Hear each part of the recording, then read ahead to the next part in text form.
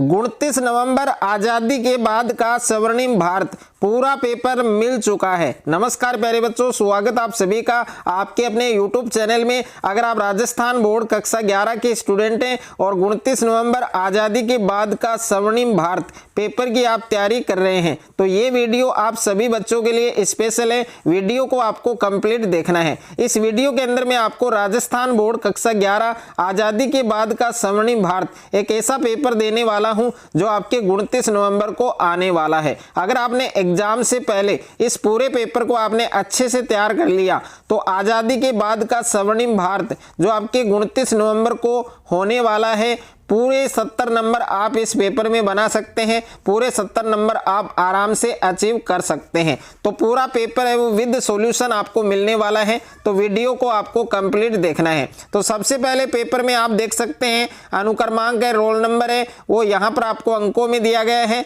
और यहाँ पर रोल नंबर आपको शब्दों में दिया गया है। और पेपर में कुल प्रश्नों की संख्या आपको दी गई है 34 और पेपर में कुल प्रश्न है आपके 2 और टाइमिंग है, समय है वो आपको 3 घंटे 15 मिनट का दिया गया है। तो 3 घंटे 15 मिनट में आजादी के बाद का स्वर्णिम भारत वाला पूरा पेपर आपको हल करना है। पूर्णांक आप देख सकते हैं 70 नंबर का ये पेपर आपके होने वाला है। अगर आप भी 29 नवंबर को इस पेपर में पूरे 70 नंबर फोड़ना चाहते हैं, पूरे 70 नंबर अगर आपको लाने हैं तो ये पूरा पेपर आपको अच्छे से तैयार करना है। कक्षा 11वीं अर्धवार्षिक परीक्षा हाफ ईयरली एग्जाम 2025-26 का ये पेपर है आपके आज़ादी के बाद का स्वर्णिम भारत जो आपके 29 नवंबर को होने वाला है। पूरा पेपर आपको विद सॉल्यूशन मिलने वाला है। पेपर का कोड आप देख सकते हैं 1101, ये आपके पेपर का कोड है और ये आपके पेपर का सीरियल नंबर है आपके 149171। इन सीरियल नंबर को भी आप याद कर सकते हैं। तो देखिए, सबसे पहले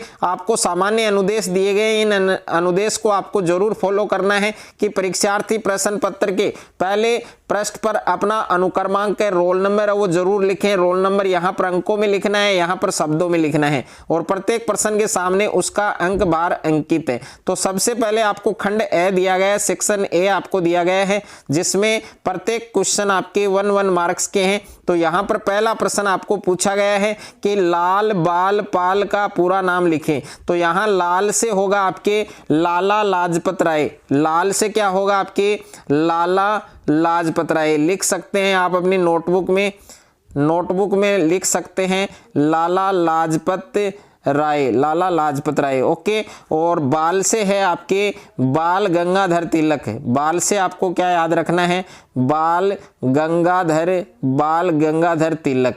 यानी लाल से होगा आपके लाला लाजपत राय, बाल से होगा आपके बाल गंगाधर तिलक और यहाँ पर देखिए पाल से क्या होगा, तो पाल से होगा आपके विपिन चंद्र पाल। ये नाम तीनों आपको याद रखने हैं। दूसरा प्रश्न है आपके कि मार्ले मिंटो सुधार वो किस सन में हुए थे। तो मार्ले मिंटो सुधार वो कौन सी सन में हुए थे, 1909 में हुए थे। तो इसका सही उत्तर क्या होगा, 1909 होगा। ओके। उसके बाद में देखिए नेक्स्ट है आपके तीसरा प्रश्न आपको दे रखा है कि पंचशील का सिद्धांत है वो किसने दिया था। तो पंचशील का जो सिद्धांत है वो किसने दिया था, पंडित जवाहरलाल नेहरू ने दिया था। तो इसका सही उत्तर आपको लिख लेना है अपनी नोटबुक में कि पंडित जवाहरलाल नेहरू। उसके बाद में 4 नंबर प्रश्न है आपके कि राष्ट्रीय आंदोलन में सर्वप्रथम स्वराज्य का प्रयोग किसने किया। तो राष्ट्रीय आंदोलन में सर्वप्रथम सबसे पहले स्वराज्य का प्रयोग है वो किसने किया था, दादा भाई नौरोजी ने किया था। उसके बाद में नेक्स्ट है आपके अगला प्रश्न है 5वां प्रश्न दे रखा है आपको कि बलवंत राय मेहता समिति किससे संबंधित थी।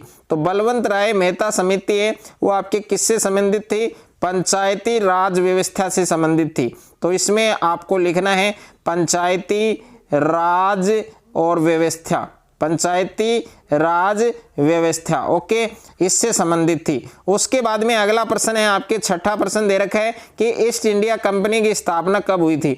तो ईस्ट इंडिया कंपनी की जो स्थापना है वो कब हुई थी, 31 दिसंबर और 1600 में, 31 दिसंबर 1600, ये डेट आपको याद रखनी है। उसके बाद में 7वां प्रश्न है कि परमाणु ऊर्जा आयोग के प्रथम अध्यक्ष कौन थे, डॉक्टर होमी जागीर बाबा। यानी परमाणु ऊर्जा आयोग के प्रथम अध्यक्ष हैं वो कौन थे? डॉक्टर होमी जागिर भाभा थे। उसके बाद में अगला प्रश्न है, 8वां प्रश्न दे रखा है कि धन निष्कासन का सिद्धांत किसने दिया था? तो धन निष्कासन का सिद्धांत है वो किसने दिया था? धन निष्कासन का सिद्धांत भी दादा भाई नौरोजी ने दिया था। 9वां प्रश्न है, प्लासी का युद्ध कब हुआ? तो प्लासी का जो युद्ध है वो 23 जून और 1757 को हुआ था। 23 जून 1757 को हुआ था। क्या हुआ था? प्लासी का युद्ध। और 10वां प्रश्न है कि भारतीय राष्ट्रीय कांग्रेस की स्थापना कब हुई? तो भारतीय राष्ट्रीय कांग्रेस की जो स्थापना है वो कब हुई थी? 28 दिसंबर 1885 को। 28 दिसंबर 1885 को ये डेट आपको याद रखनी है। उसके बाद में खंड ब है आपके सेक्शन बी आपको दे रखा है, जिसमें प्रत्येक प्रश्न आपके 2-2 नंबर के हैं और इन सभी प्रश्नों के जो उत्तर है वो आपको 20 शब्दों में देने हैं। तो यहाँ पर प्रश्न संख्या 11 है कि दादा भाई नौरोजी कौन थे? तो दादा भाई नौरोजी कौन थे?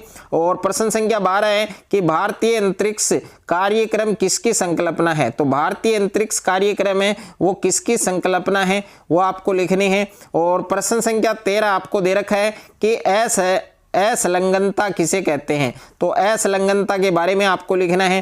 प्रश्न संख्या 14 है, 1800 ईस्वी तक प्रमुख भारतीय उद्योग कौन से थे? और प्रश्न संख्या 15 है कि संविधान सभा के प्रमुख सदस्यों के नाम लिखिए। तो संविधान सभा के प्रमुख सदस्य कौन कौन थे? उन सभी के नाम आपको लिखने हैं। और प्रश्न संख्या 16 है आपके मोंटेग्यू और चेम्सफोर्ड अधिनियम क्या है? और प्रश्न संख्या 17 है कि गांधी जी के प्रारंभिक आंदोलनों के बारे में लिखिए। तो गांधी जी के जो महात्मा गांधी जी के जो प्रारंभिक आंदोलन थे उनके बारे में आपको लिखना है। और उसके बाद में नेक्स्ट है आपके प्रश्न संख्या 18 दे रखा है, संविधान सभा की प्रमुख समितियों के नाम लिखिए। तो संविधान सभा की जो प्रमुख समितियां हैं उनके आपको नाम लिखने हैं। और प्रश्न संख्या 19 है आपके मोपला विद्रोह के बारे में लिखो। तो मोपला विद्रोह क्या था उसके बारे में लिखना है। प्रश्न संख्या 20 है कि गांधी जी के चरखा पर क्या विचार थे? तो गांधी जी का चरखा है उस पर क्या विचार थे वो आपको लिखने हैं। और उसके बाद में खंड स है आपके सेक्शन सी है, इसमें सभी प्रश्न आपके 3-3 नंबर के हैं। तो प्रश्न संख्या 21 आपको दे रखा है, साइमन कमीशन है उस पर आपको टिप्पणी लिखनी है। और प्रश्न संख्या 22 है, सविनय अवज्ञा आंदोलन के बारे में लिखो। प्रश्न संख्या 23 है, जवाहरलाल नेहरू के राष्ट्रवाद संबंधी विचारों पर टिप्पणी करो।